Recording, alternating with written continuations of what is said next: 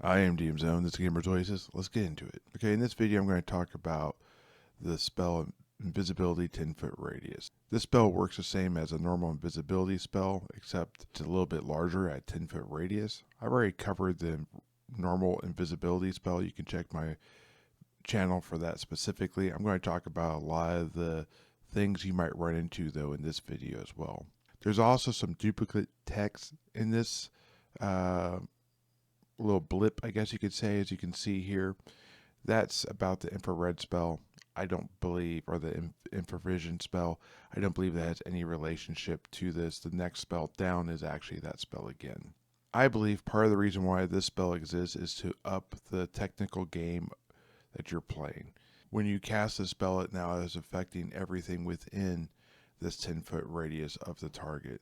And I believe that this is not just the caster. This could be cast on a group away from the caster. That's why there is that range for this spell. The original spell says it can affect a target up to 240 feet or 24 inches away on the sand table, making this a very specific target. Now you're just adding basically 5 feet on each side or a 10-foot radius to that and then affecting everything within that space. I would assume that everything is not tied together. That means that one could break their invisibility and not affect everyone else. Though that type of stuff is going to be something the referee is going to have to make a decision on. There are other major questions that revolve around that. That's kind of what the focus of this video is going to be. Like, are they able to see each other? Are they able to know the distance they are away from each other, or maybe mouth like signals and this type of stuff to each other? This doesn't always have to be like an offensive version of this spell. This spell could also be used defensively as like a way to escape. The ability to leave a place without having to fight everything, for example, would be a great way. This could be used to conceal a pile of cargo that you place in the back, like maybe a barrel, and maybe inside that barrel you have someone hiding who may also be under the effect of invisibility. This might be used to literally conceal a stack of cargo ready to go on a ship, making it look like the cargo's already left or the cargo was stolen and it's still right there. For those who are not going to go actually fully investigate, they're going to stand back and look at it and then freak out and leave potentially. Or maybe they're looking at it from distance and they decide not to go into the camp because what they're looking for is not there. So speaking of concealing stuff, in polite society, there are some situations where you may not want the presence of guards. Maybe you're walking through a courtyard and you don't want a bunch of people seeing it. Maybe you want the element of surprise if someone does try to approach you.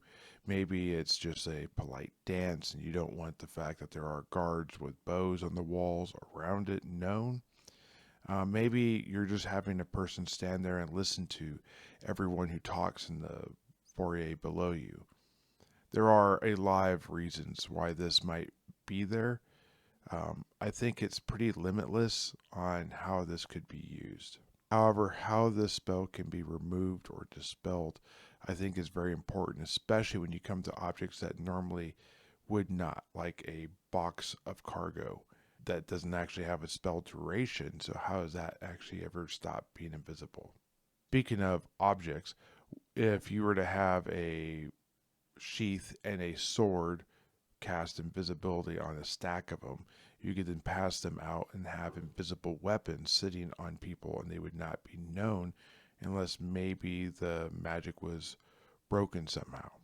I think knowing, for my last point, I think knowing how invisible objects work with non-invisible objects is important. A sword is hanging off the belt of the guard. It's invisible. Do you see that sword imprint on the clothing, or does the magic conceal the fact that there's a sword there and it makes it look normal? Those type of things are going to be important to know. Does the animal appear to have a lot of weight on it because it's carrying an invisible person, for example? These type of things. Anyways, guys, what did I get right? What did I get wrong? How would you guys do it different than what I've done? Let me know in the comments down below. Thank you and have a great day. Bye.